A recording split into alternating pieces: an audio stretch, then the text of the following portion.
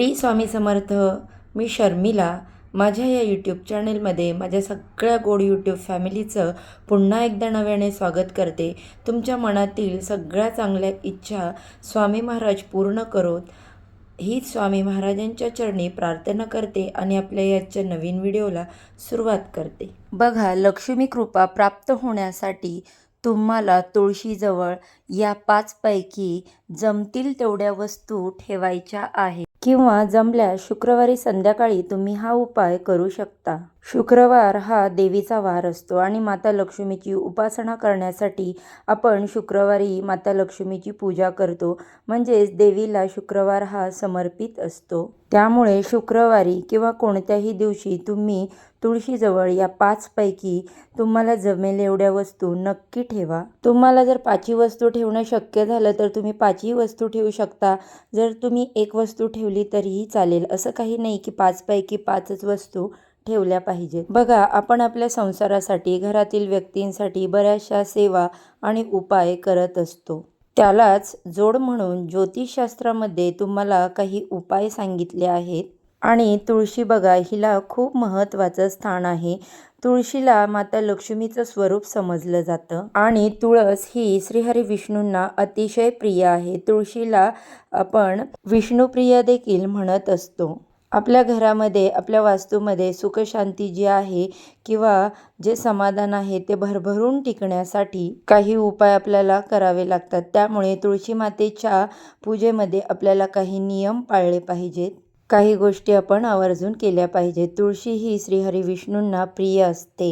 त्यामुळे आपण बघतो बऱ्याचशा घरामध्ये तुळशी ही असते आणि तुळशी नसेल असे क्वचितच एखादे घर असेल. आणि बघा, आपण तुळशीजवळ जेव्हा दिवा लावतो तेव्हा तो दिवा पाहून श्रीहरी विष्णू आपल्या घराकडे आकर्षित होत असतात. आणि बघा, ज्या घरामध्ये भगवान श्रीहरी विष्णूंची सेवा होते तिथे माता लक्ष्मी ही आपोआपच येत असते. त्यामुळे माता लक्ष्मी आणि भगवान श्रीहरी विष्णू यांची आपल्यावरती कृपा असावी यासाठी शुक्रवारी संध्याकाळी आपल्याला या 5 पैकी काही वस्तू ठेवायच्या आहेत.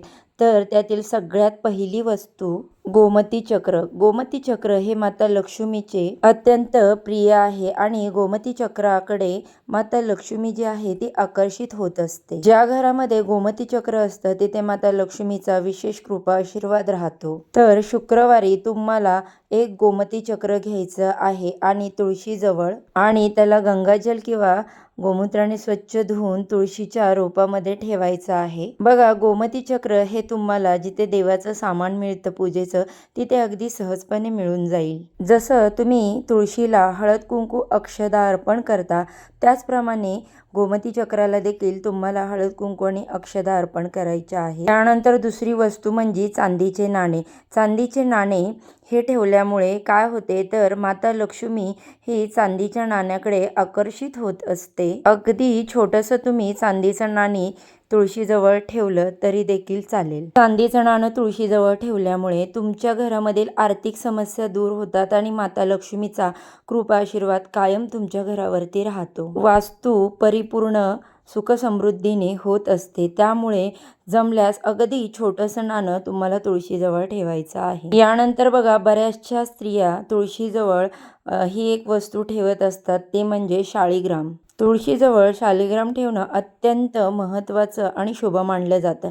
बघा, ज्यावेळेस तुळशी विवाह असतो त्यावेळी आपण भगवान श्रीकृष्ण किंवा शाळीग्राम यांच्याशी लावला जातो. त्यामुळे भगवान विष्णू आणि माता लक्ष्मीचा कृपा आशीर्वाद प्राप्त करण्यासाठी तुळशीच्या रोपाजवळ तुम्हाला शाळीग्राम देखील ठेवायचं आहे. शाळीग्राम हे भगवान विष्णूंचं प्रतीक मानलं जातं. त्यामुळे ते आपल्याला आवर्जून तुळशीजवळ ठेवायचं आहे. यानंतरची पुढची गोष्ट आहे ती म्हणजे तुळशीजवळ तुम्हाला तुपाचा दिवा लावायचा आहे. रोज सकाळ संध्याकाळी तुम्हाला न चुकता गाईच्या शुद्ध तुपाचा दिवा तुळशीजवळ प्रज्वलित करायचा आहे. बघा, तुम्हाला 2 टाइम दिवा लावणं तुळशीजवळ शक्य नसेल तर सकाळी तुम्ही अगरबत्ती लावा आणि संध्याकाळी तुम्ही तुळशीजवळ शुद्ध गाईच्या तुपाचा दिवा नक्की जरूर लावायचा आहे. तुळशीजवळ दिवा लावल्यामुळे सकारात्मक ऊर्जा जी आहे ती आपल्या घराकडे आकर्षित होत असते आणि दिवा हा तुळशीजवळ लावलाच गेला पाहिजे. यामुळे आपल्याला खूप लाभ होतात. आणि यानंतरची गोष्ट म्हणजे कच्चे दूध. बघा, तुळशीला तुम्ही अगदी छोटासा पेला भरून कच्चे दूध अर्पण केले तर आपल्या घरामध्ये धन, सुख, शांती, वैवाहिक सुख तसेच माता लक्ष्मी यांचा आशीर्वाद भरपूर प्रमाणात मिळण्यासाठी तुम्हाला याचा फायदा होत असतो. बघा, कच्चं दूध हे जे आहे ते कोमलता, पवित्रता आणि भक्तीचं प्रतीक मानलं जातं. त्यामुळे आपल्याला कच्चं दूध हे तुळशीला अर्पण केल्यामुळे अत्यंत शुभ फल मिळतं. बऱ्याचशा उपायांमध्ये आपण कच्चं दूध जे आहे ते वापरत असतो. त्यामुळे तुम्हाला तुळशीच्या रोपाला कच्चं दूध अर्पण करायचं आहे. यामुळे माता लक्ष्मी प्रसन्न होत असते आणि माता लक्ष्मी आपल्या घराकडे आकर्षित होत असते. तर बघा, आजच्या या व्हिडिओमध्ये मी ज्या 5 गोष्टी किंवा वस्तू सांगितल्या आहे त्यापैकी तुम्हाला कोणतीही जमेल ती एक जरी वस्तू तुम्ही तुळशीजवळ अगदी मनोभावे ठेवली किंवा अर्पण केली तर आपल्याला नक्कीच याचे शुभ फल पाहायला मिळेल. कारण बघा, तुळस ही अत्यंत पवित्र मानली जाते. तिला हरिप्रिया किंवा विष्णुप्रिय असे म्हटले जाते आणि ज्या घरामध्ये तुळशीचे रोप आहे त्या घरामध्ये कधीही निगेटिव्ह वातावरण किंवा निगेटिव्हिटी प्रवेश करत नाही. सकारात्मकता कायम टिकून राहते. त्यामुळे प्रत्येकाच्या घरामध्ये तुळशीचं रोप हे असणं आवश्यक आहे आणि या रोपाजवळ आपल्याला या महत्त्वाच्या 5 गोष्टी आहेत त्यापैकी कोणतीही एक गोष्ट ठेवणं अत्यंत आवश्यक आहे, कारण त्यामुळे शुभफल प्राप्त होते. बघा, भगवान श्री हरी विष्णूंना तुळस ही अतिशय प्रिय असल्यामुळे ते प्रसन्न होतात, आपल्या घरामध्ये प्रवेश करतात आणि जिथे भगवान श्रीहरी विष्णूंचं वास्तव्य असतं, जिथे भगवान श्रीहरी विष्णूंची पूजा केली जाते, तिथे महालक्ष्मी जी आहे ती आपोआप वास्तव्य करते. त्यामुळे आपल्याला तुळशीचे मनोभावे पूजन करून या वस्तू अर्पण करायच्या आहेत.